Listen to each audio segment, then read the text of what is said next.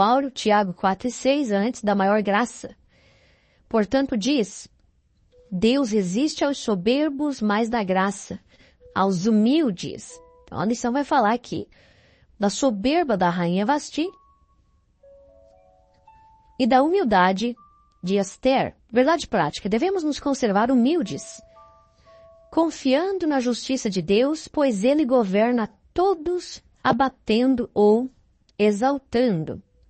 Leitura bíblica em classe, está no livro de Esther, capítulo 1, 10 ao 12, também versículo 16, 17 e 19, e ainda Esther 2, 12 ao 17, ok? Introdução.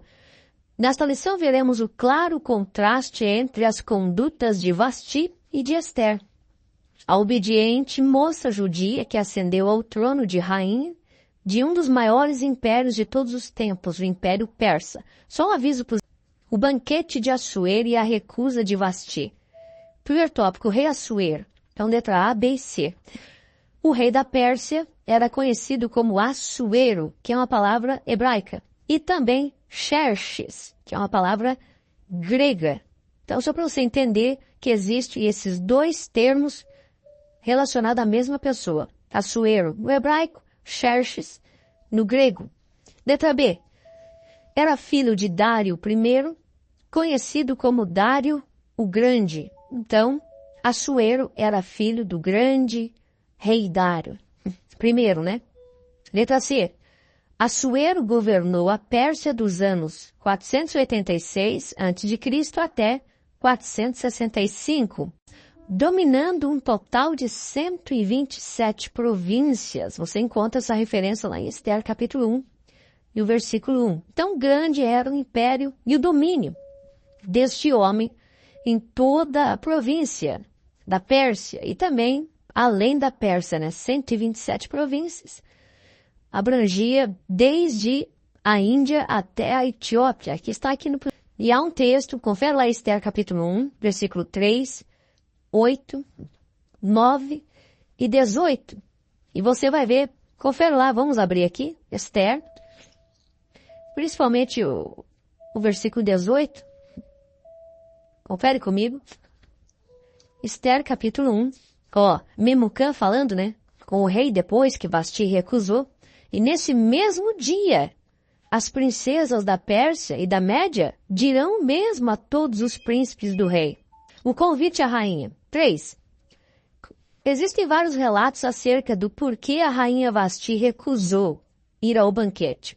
Contudo, o propósito do texto bíblico é mostrar que todas as coisas estavam concorrendo para o bem de Hadassa, a fim de que ela se tornasse rainha no lugar de Vasti. Então, o convite à rainha.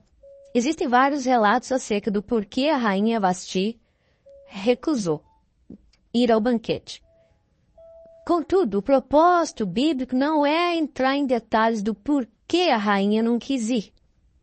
Mais à frente vou dar uma pincelada aqui. O propósito é mostrar que tudo tinha uma provisão de Deus. Nós sabemos, confere lá, Esther, capítulo 1, versículo 10 ao 12, e aí você vai compreender melhor esse trabalhar lá em Romanos 8 e 28. Todas as coisas contribuem para o bem daqueles que amam a Deus e seu propósito. Vamos lá. Romanos, abra comigo aí. 8 e 28. Tá? Faz associação em 8 e 28, você vai lembrar. Pois sabemos que todas as coisas contribuem juntamente para o bem daqueles que amam a Deus, daqueles que são chamados por seu decreto. Então, agora vamos lá para a segunda parte. Vasti resiste à ordem do rei e é deposta. Vamos lá. A recusa da rainha. Letra A e letra B. Preste bem atenção, irmãos. O autor bíblico, ele oculta os detalhes históricos, pois a intenção do autor, que alguns acreditam que possa ter sido o Mardoqueu, né, o autor, a intenção é apenas mostrar que a queda da rainha Vasti possibilitou a escolha de Esther como candidata, primeiramente. Então, tinha que ter a queda, teve que ter a queda, para sair a ideia de que, encontre candidatas. E aí é onde entra Esther entre as candidatas. Então, a queda de Vasti possibilitou duas coisas. Primeiro, Esther ser candidata e segundo, ela ser elevada a rainha. Então, repetindo, o autor bíblico oculta os detalhes históricos, pois a intenção é apenas mostrar que a queda da rainha Vasti possibilitou, primeiro, a escolha de Esther como candidata, segundo, por fim, como rainha, e isso fez parte do agir de Deus. Confere lá, Esther 2, 2 ao 4. Letra B. Relatos históricos extra-bíblicos indicam que o desejo do rei era trazer a rainha para que esta se exibisse nua. Vamos para frente para você entender melhor. A aplicação da lei. Letra A, letra B. Mesmo o rei estando sob forte influência de seu vinho, este não teve coragem de agir contrário às leis de seu país. Está lá em Esther 1 e 13. Né? O rei estava bêbado. A linguagem é essa. Né? O rei estava bêbado. E é interessante, né? Por que Vasti não quis ir? Imagina, irmãos, um monte de homem bêbado. Não era só o rei que estava bêbado. Aí chama uma mulher. O que ele se fazia com as mulheres? Ele se aproveitar da beleza da mulher. E o rei chama Vasti e ela não quis ir. Não, ela tinha autoridade, ela tinha posição, e se expor daquele jeito, o Dr. Champ até comenta que comentários do Talmud, eles acreditam que era para ela se apresentar só com a coroa. Possivelmente completamente nua.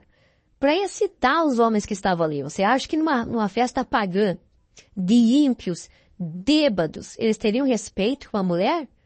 Aí você entende a recusa de Vasti. E nessa recusa é que a gente vê o trabalhar de Deus.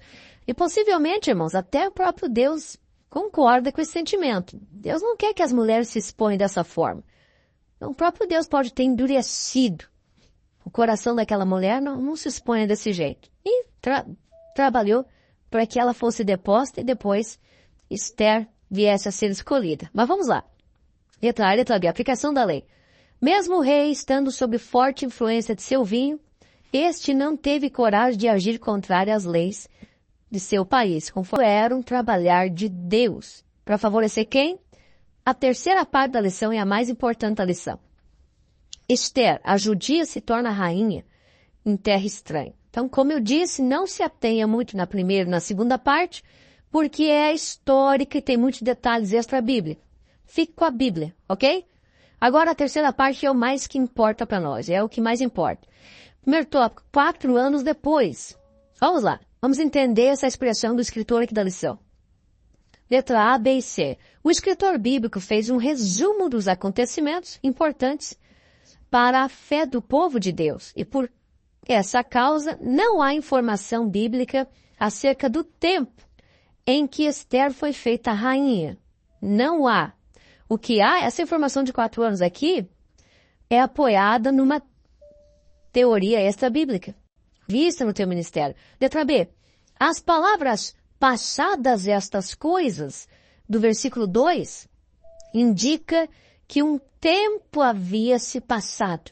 Agora, letra C.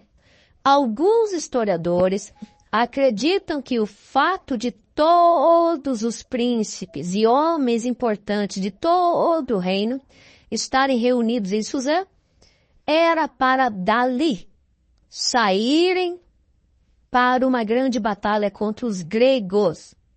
Existe, o Dr. Champ até comenta isso, contudo não há uma exata confirmação acerca disso. Os historiadores comentam, e até por isso que o escritor aqui da lição coloca 4 anos depois, que Assuero saiu dali, do banquete, e foi para uma batalha contra os gregos.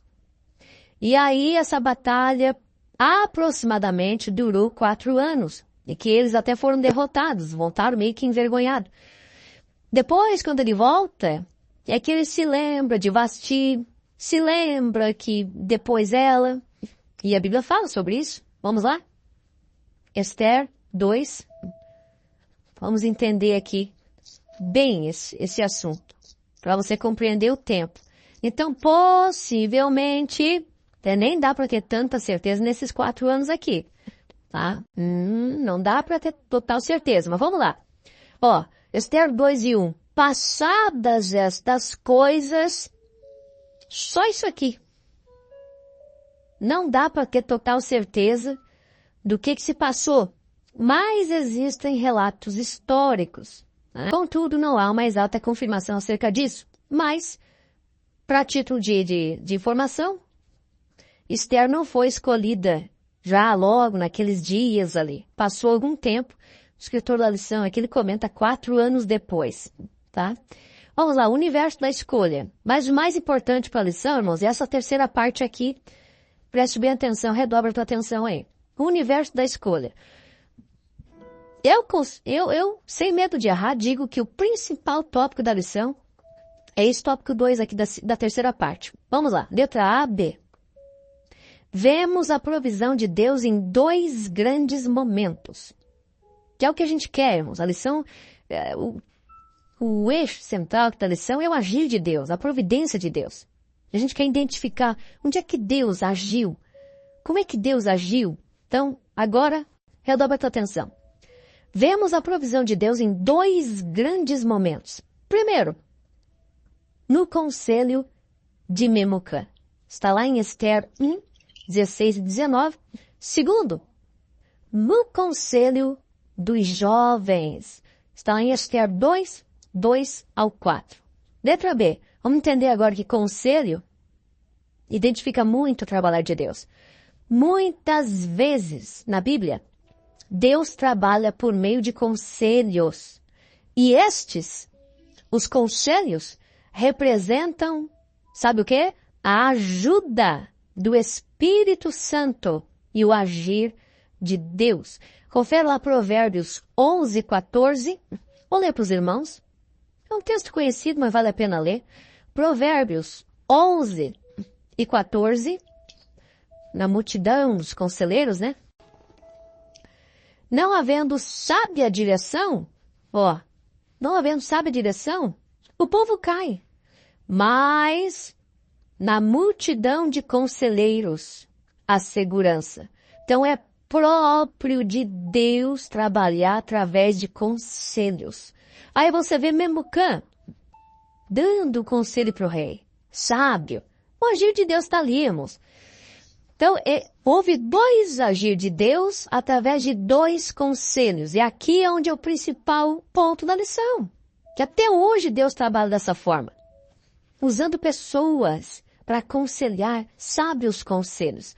O primeiro conselho foi para depor Vasti. Ali já foi uma provisão de Deus. Tira ela. 100% provisão de Deus. Tira essa mulher. O segundo conselho foi para eleger candidatas, porque Memucã não foi ele que aconselhou eleger candidatas. Memucã aconselhou tomar uma atitude séria com Vasti, para que todas as mulheres, as esposas, respeitassem os seus maridos, tanto entre a realeza como entre o povo. Então esse foi o conselho de Memucã. Mas quem aconselhou eleger candidatas? A Bíblia, aí que eu chamo, irmãos, acho lindo os anônimos da Bíblia. Os anônimos. Daí uma mensagem para você, viu? Fala para os alunos. Não se preocupe. O teu nome não está em destaque na igreja ou na tua cidade, ou não se preocupa com isso. O fato de a Bíblia mostrar que muitos anônimos foram usados nas mãos de Deus, significa que Deus está de olho em todos aqueles que Ele está usando. O importante é Deus estar te vendo. O importante é Deus estar te usando. Quem sabe o nome destes jovens? Onde é que está? Capítulo 2. Aqui é que foi o conselho mais abençoado do agir de Deus. Esther 2 e o versículo 2. Então disseram os jovens do rei. Ei,